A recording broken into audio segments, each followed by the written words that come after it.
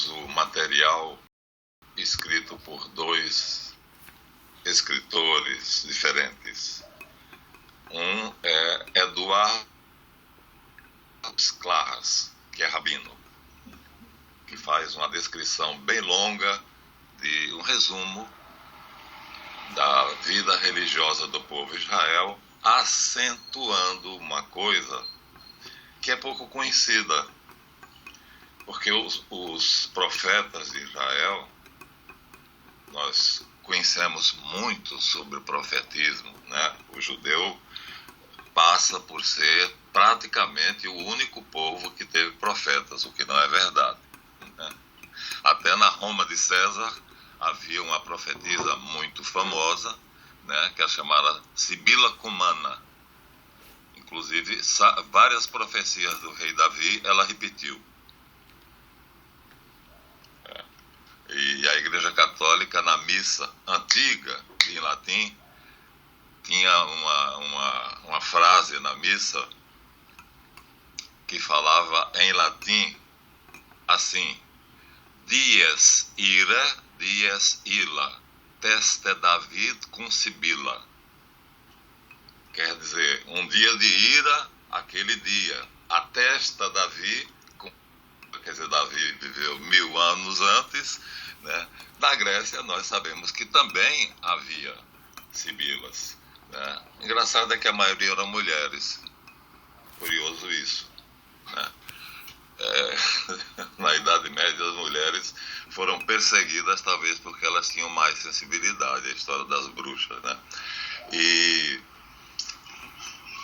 então o Eduardo Claras, ele se preocupa em mostrar que a fase do profetismo foi uma fase longa, e atesta que antes, no resumo do trabalho dele, que eu coloquei, acho que o título do trabalho é Uma História de Deus, o trabalho que ele fez, eu copiei e colei. Ele é diretor da revista, não, esse é outro. Não sei o nome, o outro é um diretor da revista Galileu e daquela mais conhecida ainda do que a Galileu, que é super interessante. Então, pessoas diferentes. Claras é judeu e é rabino, esse diretor dessas duas revistas não é, mas o engraçado é que os dois têm o mesmo ponto de vista, mesma perspectiva, que é estranho você ler a Bíblia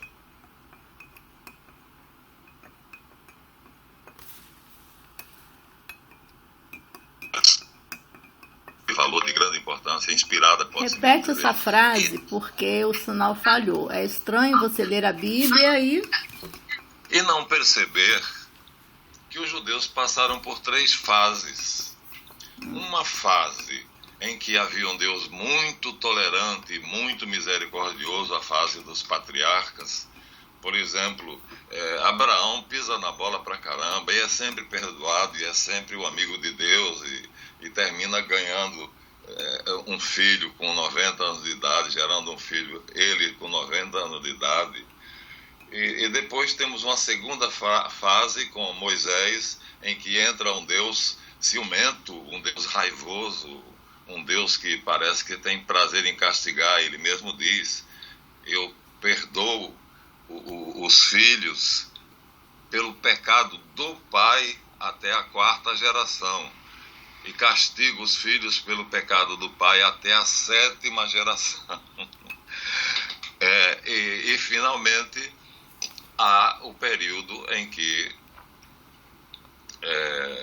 há uma tentativa de misturar esses dois personagens cujo perfil é bem diferente.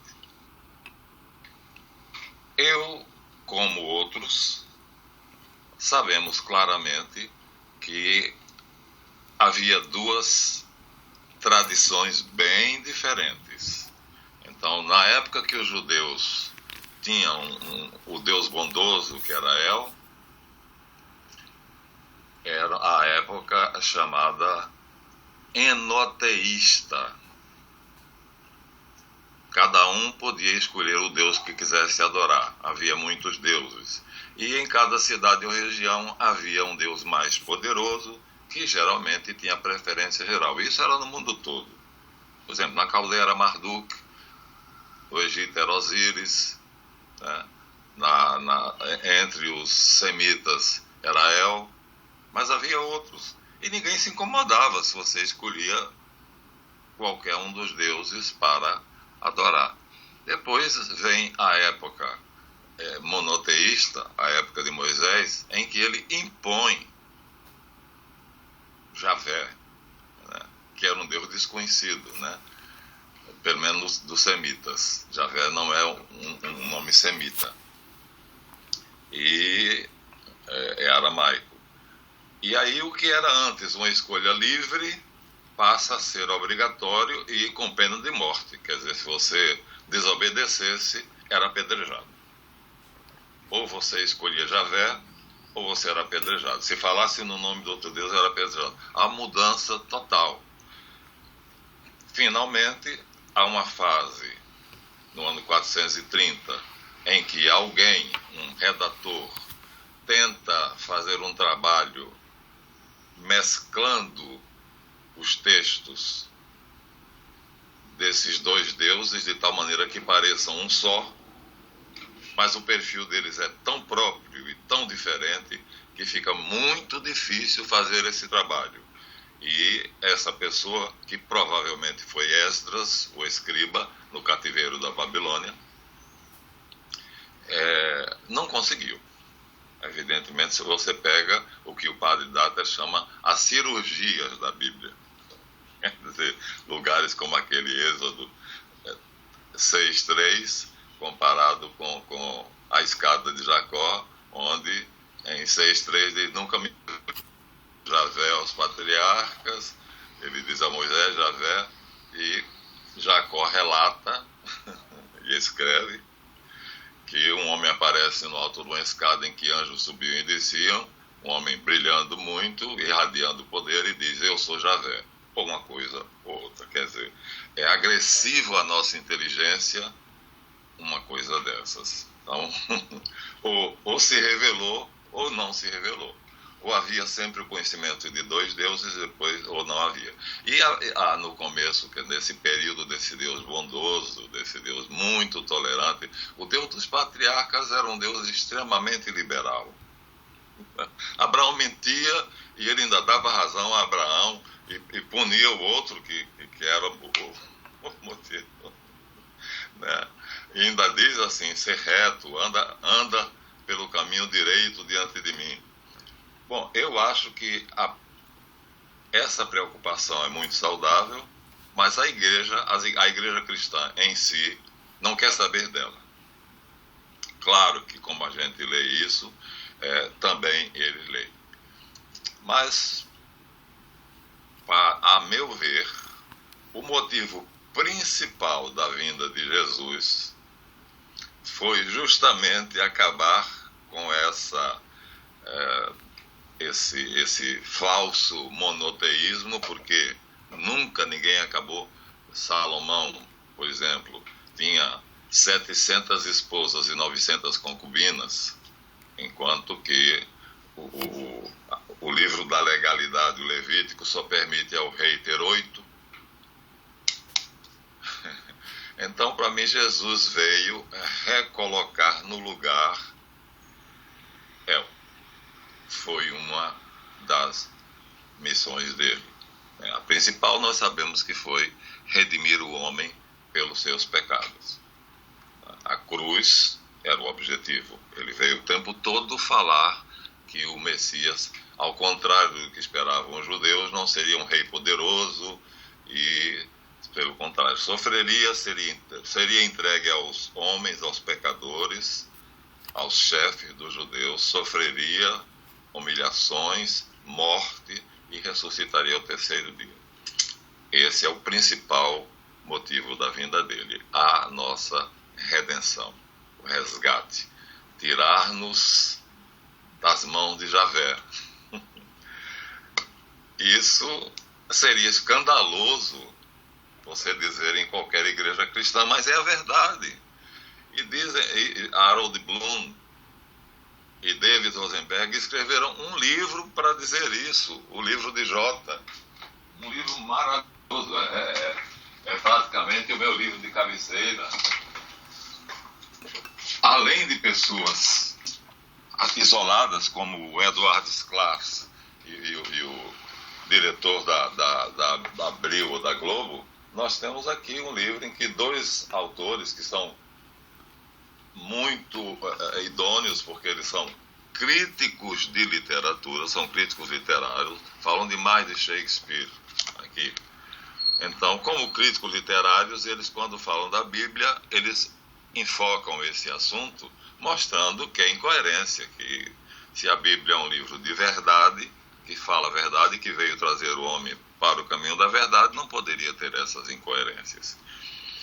E ninguém diz, quer dizer, a igreja cristã não é só católica. A igreja cristã faz questão de ignorar isto. Eu não sei durante quanto tempo ela conseguirá.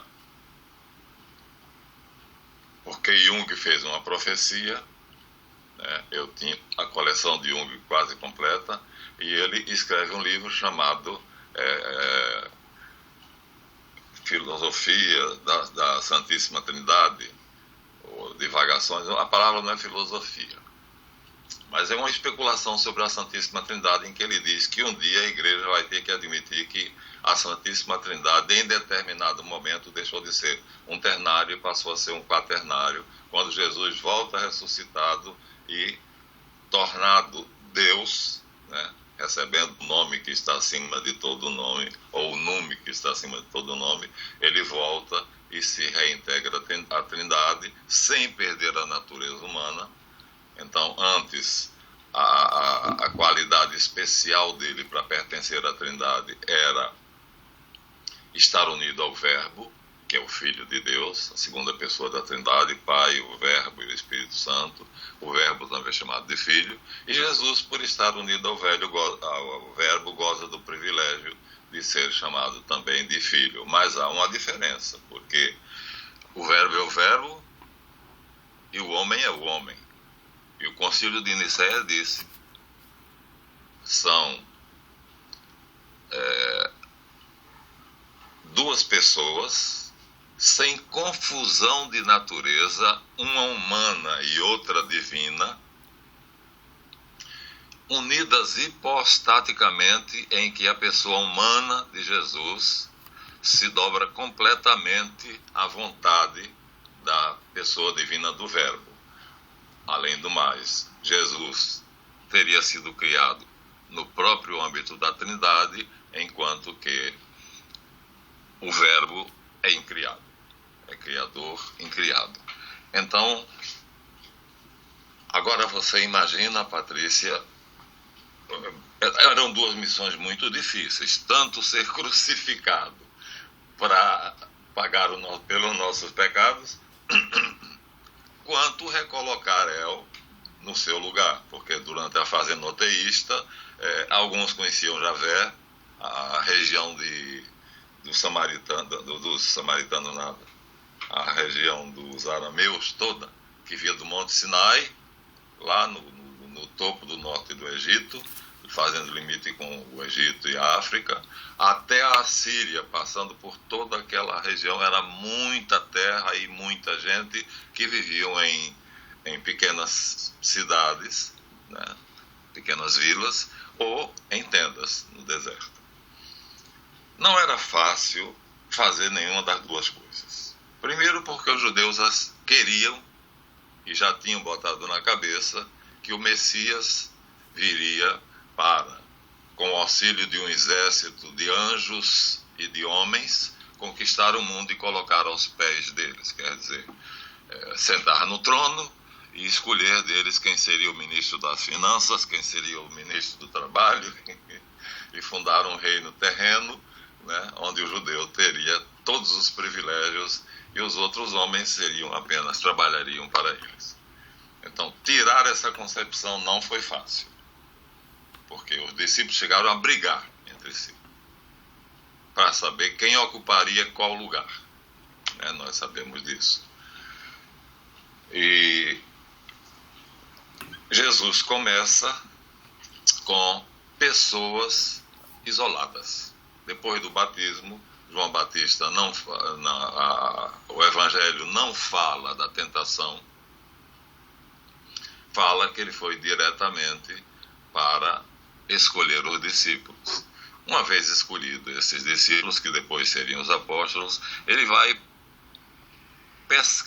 pinçar pessoas, que nós já dissemos isso aqui no outro vídeo, eu não quero repetir, por isso quero me apressar, como José de Arimateia, Nicodemos, o pai de João Marcos, que era romano, a mãe era judia, romano, a samaritana, quer dizer, esses são personagens que aparecem assim, mas são diálogos importantíssimos, e o padre Dattler, ele deixa claro que João é o único, e o Evangelho de João é único, diálogos de Jesus com os primeiros discípulos, não aqueles escolhidos para acompanhá-lo, mas para cumprir a sua missão.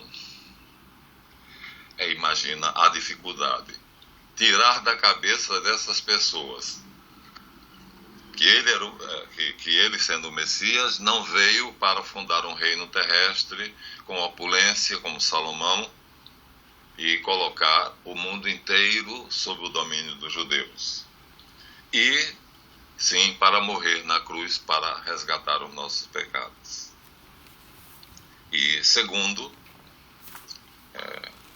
que ele não foi criado como nós. Ele foi criado pela Santíssima Trindade, dentro do âmbito da Santíssima Trindade. Então, havia duas criações, como a Bíblia mostra, e principalmente o Rabino Meir Malamed Metzlah, que é o único quando você encontra isso claramente. O livro foi patrocinado por Clabin, Israel Clabin. Há duas criações de fato, então não é assim. Havia uma corrente eloísta e havia uma corrente javista. Uma tradição que falava de Javé, que vem lá dos arameus, e uma tradição que falava de El, que é muito antiga e não se sabe de quem vem. É a mais antiga de todas. Então, os seguidores de uma tradição tinham dados sobre essa tradição e escreveram. Os seguidores da segunda tradição de Javé, Salomão, a esses sabe-se perfeitamente, mandou reunir toda a literatura que falava sobre Javé e mandou fazer um escriba, fazer um literato, que eles dois dizem que foi uma mulher. Por quê? Porque ela coloca todas as mulheres numa situação muito superior à dos homens. A mulher é superior ao homem, segundo a visão de Gutenberg e Harold Bloom, em que, por exemplo, só lá no Antigo Testamento, que é ainda na criação de El, ele cria os nossos, cria tudo, e cria a mulher e o homem em igualdade de condições de dignidade. Então são iguais em dignidade, perfeitamente iguais em dignidade. Foram criados pelo poder de Deus, porque Deus quis. E Deus dá a eles dois o reino. Quer dizer, já se fala do reino, que é o que Jesus tanto vai falar daqui para frente em São João. O reino de Deus, o reino de Deus, o reino de Deus, que é o grande mistério, a grande chave da pregação de Jesus. Então Deus termina de criá-los e diz: reinai sobre a terra, reinai sobre os animais, reinai. Nós olhamos para o mundo de hoje e nós vemos que o homem é escravo das situações. Ele tem que fazer tudo que ele pode com a inteligência dele para poder vencer a natureza, os obstáculos naturais. Enquanto que na segunda criação, o Deus da segunda criação explicitamente cria o homem para trabalhar no jardim, que ele faz um jardim primeiro, depois cria o homem, depois cria a mulher, então dá ao homem a ordem de trabalhar e guardar. Guardar supõe que havia o perigo de algum intruso entrar. Então não havia só eles dois. Mais tarde vai aparecer a serpente, que é o terceiro elemento. E a mulher de ser submissa ao homem e de ser a sua empregada. Completamente diferente. As perspectivas são completamente diferentes. Descobriu-se uma ligação entre a criação bíblica e a criação dos sumérios, e aí se percebeu que muita coisa, muito material da criação bíblica foi importada dos sumérios. Voltemos agora ao nosso tema de hoje. Não era uma tarefa fácil para Jesus, porque ele não podia dizer isso claramente. Quer dizer, nós hoje chamamos esse livro maravilhoso, de Evangelho, que quer dizer boa notícia, novidade que alegra. Mas não sabemos exatamente, porque Jesus nasceu. Tá, mas porque Jesus nasceu. Aí vem o outro porquê que a criancinha faz, né? E porque ele nascendo, isso é uma coisa boa. Quer dizer, é uma coisa boa porque ele nasceu. E porque ele nascendo é uma coisa boa? Porque ele veio nos tirar da escravidão da lei, de Javé. Mas ele não podia falar abertamente sobre Javé, e quando ele começa a fazer isso, ele começa a preparar o caminho da cruz. Ele deixa isso para o final. Você imagina então para os apóstolos, porque ele diz aqui em São João diz que surgiu uma disputa entre os discípulos de João e um judeu a respeito da purificação. Foram ter com João e disseram-lhe: Mestre, aquele que estava contigo do outro lado do Jordão e do qual deste testemunho, ele também os procura. João 3, 22 a 36. João respondeu: O homem não pode tomar para si coisa alguma se não lhe for dada de cima, do céu. Vós mesmos sois testemunhas que eu vos disse: eu não sou o Cristo, mas fui mandado adiante dele. Aquele que tem a esposa é o esposo, mas o amigo do esposo que se encontra lá e ouve o arrulho dos esposos enche-se de alegria. Olha aqui, um profeta austero dizendo que o amigo do esposo estava atrás da porta na noite de núpcias, ouvindo os gritinhos de dois. É de uma inocência e de uma ingenuidade enorme a redação. Aquele que tem a esposa é o esposo, mas o amigo do esposo que se encontra lá ouve e enche de alegria, ouvindo a voz do esposo. Está, portanto, completa a minha alegria, é necessário que ele cresça e eu diminua. Agora que eu grifei, aquele que vem do céu está acima de todos. Aquele que vem da terra é da terra e fala da terra. Aquele que vem do céu está acima de todos e dá testemunho do que viu e ouviu. Mas ninguém está recebendo o seu testemunho. Quem recebeu o seu testemunho certifica que Deus é verdadeiro, pois aquele a quem Deus enviou fala as palavras que ouviu de Deus. Porque não é com medida que Deus lhe deu o Espírito. O Pai ama o Filho, entregou tudo em suas mãos. Quem crê no Filho tem a vida eterna, aquele, porém, que não crê no Filho não verá a vida, mas nele permanece a ira de Deus. Aí ele já toca na redenção. Olha só, quer dizer, esse rapazinho que eu batizei, com 29 anos, ele estava no céu, está claríssimo aqui. Ele viu e ouviu, e o que ele está falando aqui não é como os profetas, em momentos de êxtase, que eles ouviam os anjos, né? Porque Deus nunca apareceu para ninguém, diz São João Evangelista. Ninguém jamais viu Deus. Então, eram anjos que falavam com eles e diziam algumas coisas. Agora não. Agora nós vamos ouvir daquele que ficou, segundo os testemunhos de Jeová, bilhões de anos convivendo com a Santíssima Trindade, vendo, ouvindo, presenciando e participando principalmente da convivência dessa família.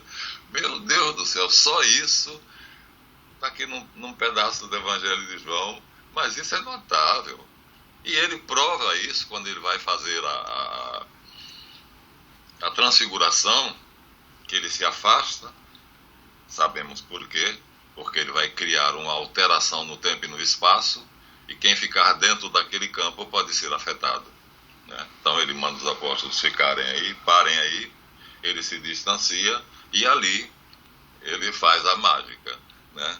Ele cria um outro tempo e um outro espaço, e não sabemos se ele trouxe o céu para a terra ou se ele levou aquele pedaço de tempo e de espaço para o céu. O fato é que ele se mostra Deus, se revela Deus, tira o véu e aparece em toda a plenitude da divindade, conversando amigavelmente, afavelmente, como depois de tomar um cafezinho, um lanche, a gente senta no sofá da sala para conversar, simplesmente com Elias, que viveu no ano 800, e com Moisés, que viveu no ano 1350.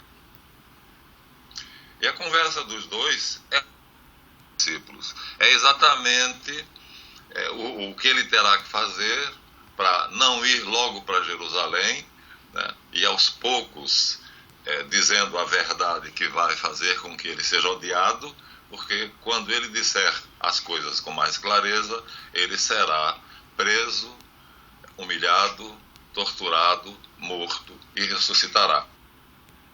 Os discípulos ouvem ele dizer isso. Então, já disse a vocês na última vez que nós falamos aqui, que o pessoal, as catequistas de Sergipe têm um privilégio de vir um catedrático, um teólogo, um homem que tem muito conhecimento em língua hebraica, que ele ficou,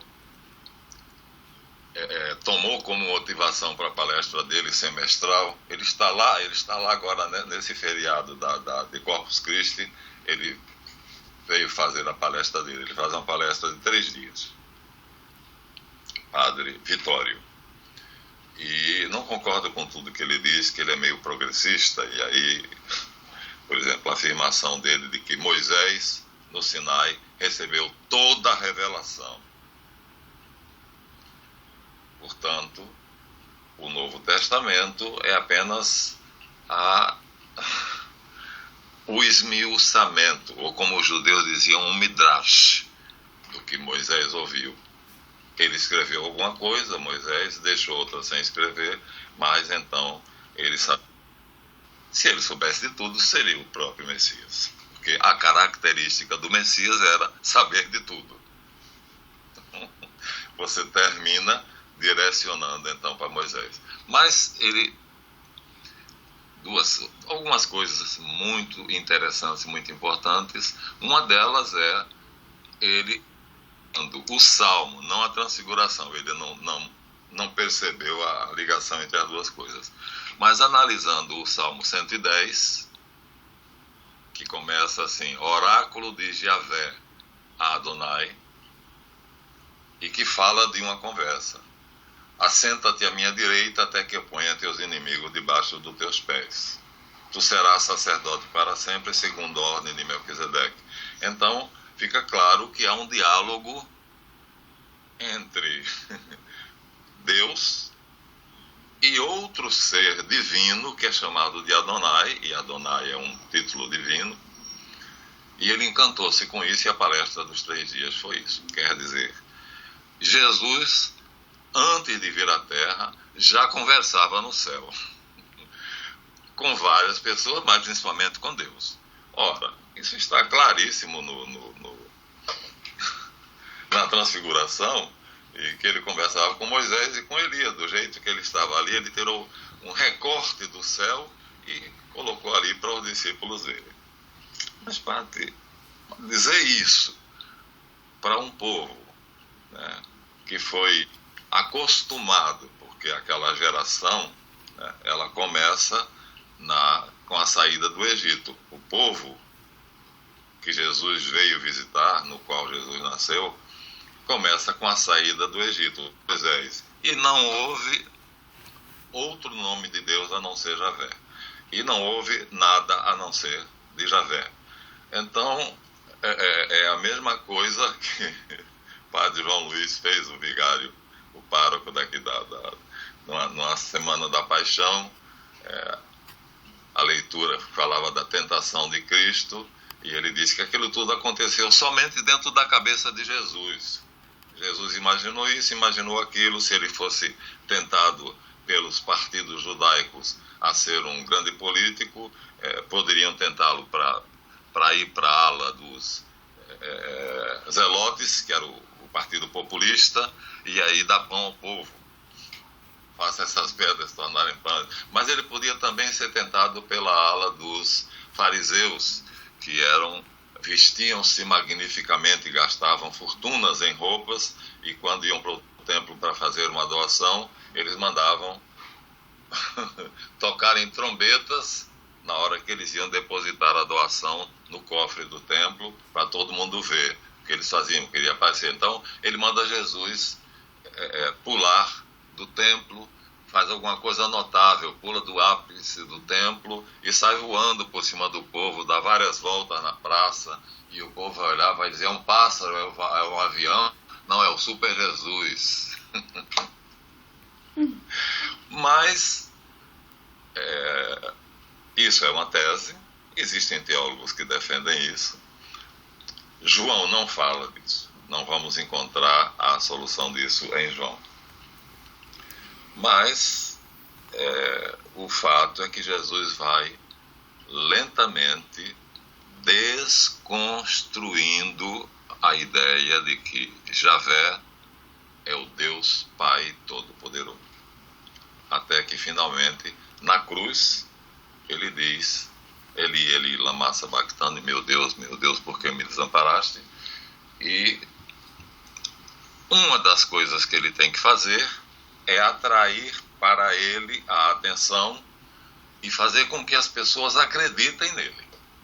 Porque ele vai dizer coisas que ninguém nunca ouviu. E ele diz isso: muitos profetas e santos desejaram ardentemente ver o que vós vedes, ouvir o que vós ouvis, e não lhes foi concedido. Moisés foi um desses que pediu para ver a face de Deus. Então, primeiro, ele tornar-se uma figura que tivesse uma autoridade inquestionável. Isso começa com João, quando batiza com ele, que é o marqueteiro principal dele, e depois os milagres, fazer coisas que era impossível ser feita. Agora, ir desconstruindo o trabalho que Moisés tinha feito, né, enquanto El se retirou de férias, foi para o Caribe de férias, e ele deixa um dos deuses, né, da época da tolerância dos vários deuses. Você podia estar na Samaria e adorar Xera e Baal, que ninguém podia estar em Jerusalém e adorar Marduk, e ninguém estava nem aí.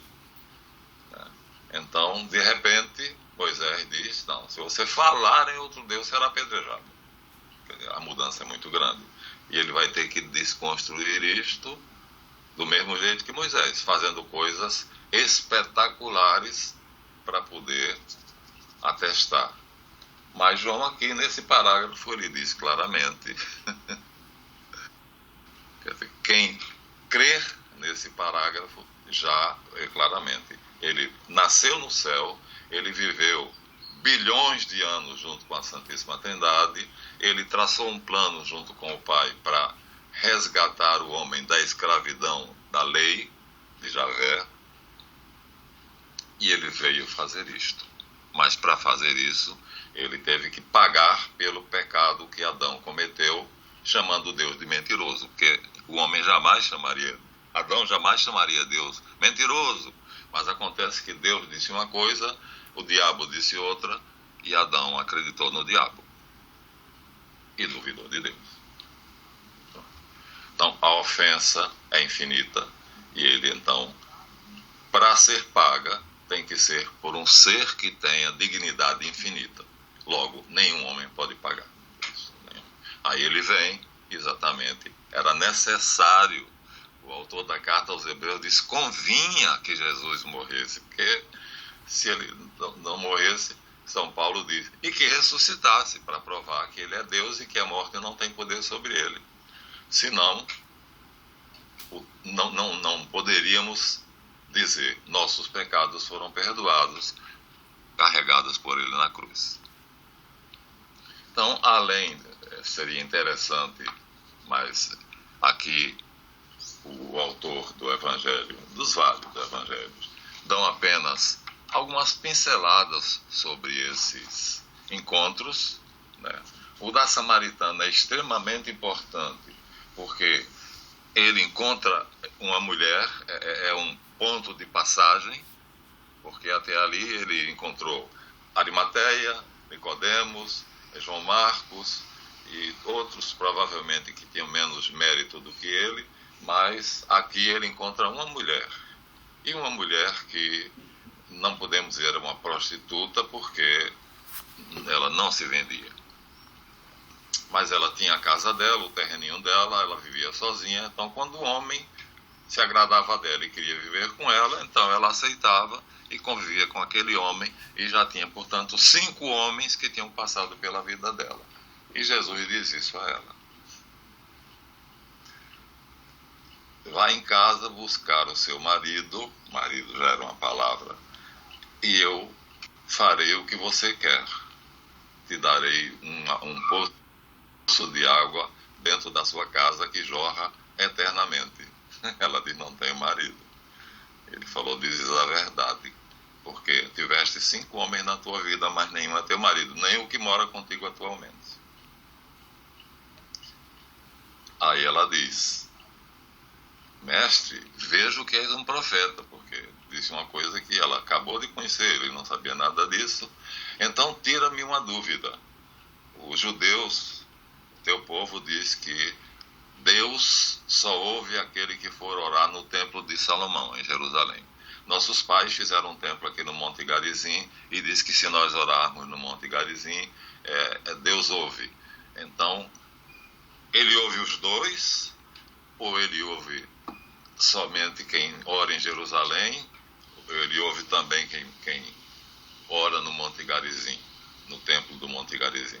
E aí ele diz: Deus é espírito e quer ser adorado em espírito e em verdade, ou seja, de coração, não um culto da boca para fora. Vem o tempo, e já chegou, porque é ele, em que Deus não será adorado nem no templo de Jerusalém, que seria destruído 70 anos depois, nem no Monte Garizim. É quando ele diz: quando quiseres orar, não faça como os fariseus que tocam trombetas para todo mundo ver que eles estão rezando no templo, mas entra no teu quarto, fecha a tua porta e ora ao teu pai em segredo, e teu pai que vê o que é oculto te recompensará. Então ele a essa mulher diz, quando ele diz a ela isso, ele diz assim, ela diz, nós sabemos que muitas coisas que nós ignoramos de nossos pais serão aclaradas quando vier o Cristo.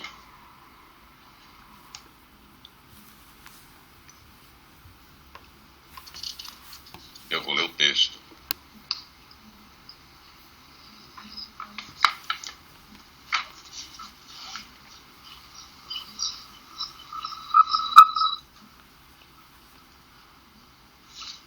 Não, aqui tem que ser exatamente como ele disse e como aconteceu.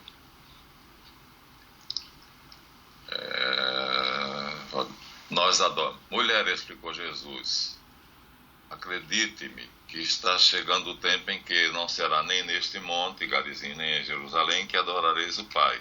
Vós adorais o que não conheceis. Nós, pelo contrário, adoramos o que conhecemos.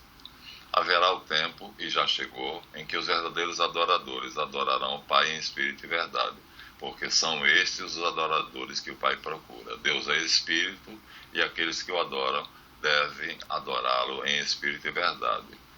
Declarou a mulher: eu sei que o Messias, que quer dizer o Cristo, deve vir. E quando ele vier, nos anunciará todas as coisas. Disse-lhe Jesus: eu que falo contigo, eu sou o Cristo. Isso subverte tudo. A Bíblia é constituída de pedacinhos, assim, de uma importância suprema. E essa mulher sai correndo, deixa o pote, sai correndo e vai chamar na vila próxima as pessoas para ouvi-lo. Quer dizer, ela é a anunciadora do Evangelho. Encontrei o Cristo. Uma desclassificada. Além de ser mulher, e como dissemos aqui na nossa palestra, em outras anteriores, né, as mulheres e as crianças ocupavam o mesmo lugar no templo, o pátio das mulheres. Só que a criança, à medida que crescia, passava para o pátio dos homens. E a mulher não passava nunca, porque era considerada sempre infantil. Aí ele chega e diz, ele nunca disse isto a ninguém. Quando ele perguntou aos apóstolos, foi o evangelho da semana passada, Corpus Christi, ele pergunta a Pedro: quem dizem o povo que eu sou? Aí os apóstolos diziam: um diz que você é João Batista reencarnado. Você vê o absurdo que os judeus se encontravam e o estado de burrice congênita, porque João Batista tinha convivido com Jesus, tinha batizado Jesus. A teoria da reencarnação supõe que você morre e depois reencarna em outro corpo. Dizer que ele era João Batista reencarnado ou algum outro profeta. Outros dizem que você é Moisés. E ele aí pergunta: mas agora falando cá entre nós, olho no olho, e vocês? Quem eu sou para vocês? Simão, levantando-se, disse: tu és o Cristo, o Filho do Deus vivo. Eles acrescentavam esse adjetivo, né, o Deus vivo, porque as estátuas que os pagãos adoravam eram mortas, né, serviam para nada. O Deus vivo, o Deus pessoal, o Deus que tem a vida em si, que controla tudo. Uma subversão que ele faz aqui, ele vai dar continuidade depois de ressuscitado, que quem vai dar a notícia aos apóstolos é Maria Madalena. Os apóstolos, como bons judeus, não acreditam, porque a palavra de uma mulher não tinha fé, não merecia fé. E pronto, com a samaritana, o povo vem, olha só, o povo vem, a multidão vem, e ela fica ouvindo o que ele diz para todos, se mistura a multidão, e aqueles que, quando ele sai, eles dizem: agora que ele falou e que nós o ouvimos, não acreditamos mais porque você nos disse que ele é o Messias. Nós acreditamos porque nós vimos e ouvimos que ele vem de Deus. Então, ele devia, né, falar descrever alguma coisa, como eu lhe disse, né, antes, que ele vivia no céu, como ele conversando com Moisés e Elias. Porque era impressionante. Ouvi-lo, ele não disse eu sou o Messias mais para ninguém. Ouvi-lo causava um impacto enorme, porque ele fala com autoridade, diziam. Mas falar com autoridade, Caifás também falava com autoridade, que ele se achava o bambambam, o dono da cocada preta. Não era exatamente isso, não podemos encontrar a palavra.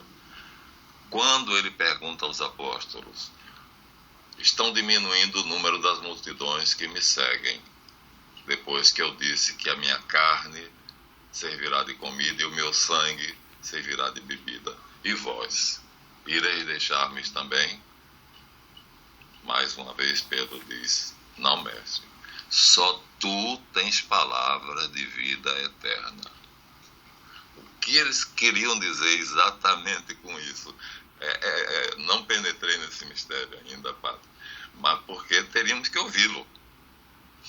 Ninguém gravou.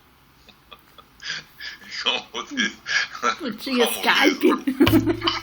Como diz o Michael Berry, na ciência é assim: se você não escrever, não botar a experiência por escrito, não botar no jornal, no Nature, no Science, não existe. Tem que botar. Ele não gravou. Mas alguma coisa aquela voz tinha de espetacular. E aí ele percebe que está chamando a atenção demais dos judeus, mas ele tem de continuar fazendo a obra dele. Ele então decide que vai começar a desconstruir a obra de Javé, a obra de Moisés, mas vai fazer isso, vamos dizer assim, a partir do Pará, Maranhão, enquanto que Jerusalém ficava em Brasília. Quer dizer, vai comendo feito mingau quente pelas beiradas, porque as notícias vão chegar a Jerusalém, vão ficar irados e vão matá-lo. Porque mesmo aqui,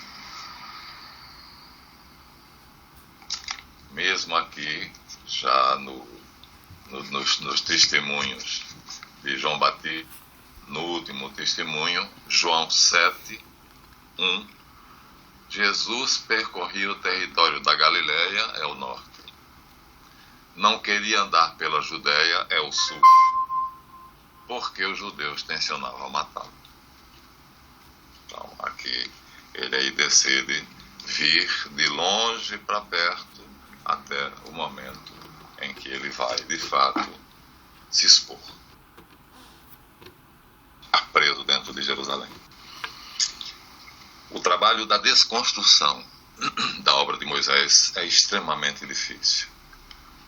É como uma criança, eu disse o padre João Luiz, né, que ele disse na missa dele da tentação de Cristo que o diabo não existe. Pronto. Acabou. Toda a assembleia começou a cochichar e combinaram um encontro depois que a missa terminasse no salão do lado, do salão paroquial, que tinha várias mesas e várias cadeiras, para poder botar o padre para fora da igreja. Então você ouve desde que Cabral aportou lá na Baía de Todos os Santos até hoje, né, que o grande inimigo do homem é o diabo. Aí chega uma pessoa e diz, não é, tendência sua é não acreditar. Então a obra dele vai ser muito difícil, e a dos discípulos também, porque ele vai desconstruir aquilo que durante 1350 anos foi crido. Ele vai dizer, não é assim. Às vezes até é quase assim. Todo aquele ouvistes que foi dito na lei. Todo aquele que deixar a sua mulher, repudiá-la e tomar outra para si, adulterará. Eu, porém, vos digo, aquele que olhar para a própria esposa com um desejo impuro a respeito dela no coração, já adulterou. Então, adultério não é ter outra mulher. Vai se definir a coisa de maneira extremamente diferente. A questão da castidade. A lei permitia que um homem tivesse tantas mulheres quantas ele pudesse sustentar, até no máximo 10. Ele conta a parábola das 10 virgens, 5 prudentes e 5 imprudentes. E está escrito que o rei Davi tinha muitas mulheres. E isso os profetas disseram a ele, que ele estava na graça de Deus. Deus o protegia porque deu a ele o primeiro reino judeu, foi ele que construiu. Então o profeta diz a ele tu cometeste vários pecados, mas a tua castidade te protegia. Então, não pecar contra a castidade não é o que o catecismo diz. O menininho tem que não conhecer mulher ou a menininha até casar. Ora, se Davi tinha 8 esposas, não foi chamado de adúltero, e o profeta disse que ele era casto. Então, ele vem pegar essas pérolas que estavam lá nos baús do Antigo Testamento, e que era motivo de discussão entre os rabinos. Hilel e Shammai, os dois discutiam muito, eram as duas principais escolas de Cabala. Ele citou várias vezes Hilel. Hilel foi mestre de Gamaliel. Gamaliel foi mestre de Paulo de Tarso, que foi discípulo de Jesus Cristo. Então, dá uma linha direta entre a maneira de pensar, a tradição, a maneira de interpretar de Hilel já vinha consonante com o cristianismo. Bem, mas fiquemos aí. Ele já está com os discípulos, ele já é conhecido em Jerusalém, porque ele fez vários milagres, né? Um paralítico completamente parado, um homem que teve um problema, que ficou inteiramente imóvel. Ele diz: levanta, toma teu leito e vai para casa, né? Um cego de nascença chega para ele e lhe diz: o que é que queres que eu te faça? Que eu veja, Senhor. Crês que eu posso? Sim, se quiseres. Eu quero. Passa a mão nos olhos do cego e o cego começa a ver. Então já era conhecido em Jerusalém, mas aí ele traça uma estratégia. Ele vai vir de lá do norte, experimentando lá a fissura de porco, e vai descendo pelo centro até chegar mais ou menos no centro-sul da Palestina, Judeia, precisamente Jerusalém. Aí ele já vem fazendo essa desconstrução. Ele já vem fazendo essa desconstrução. Ele já vem dizendo que aquilo que eles acreditavam, aquilo que os fariseus explicavam, as leis de Moisés não tinham a força que eles supunham que tinham. Foram pedagogos, como vai dizer São Paulo mais tarde. A lei foi a pedagoga. Ela nos conduziu até a vinda do Messias. Agora nós temos o Messias. Então, o Messias está acima da lei. Está acima de quem fez a lei.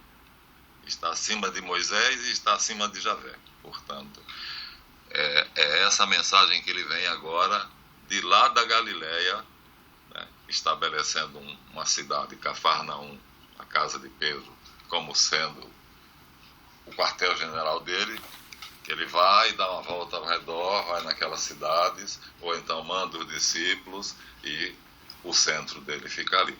Até que finalmente ele se desloca muito e passa a ficar em Betsaida, que é como daqui para Vila dos Teles, para Jerusalém. Trabalho difícil para ele também. Para ele também. Porque quando jogam a pecadora, que não é Maria Madalena, né? Ainda tem gente que acha que quando ele estava escrevendo na terra, na areia, dizem os exegetas que os 10 mandamentos. Quando jogam a pecadora na frente dele, dizem: engraçado é que o homem tinha ido embora e tinham deixado. Né?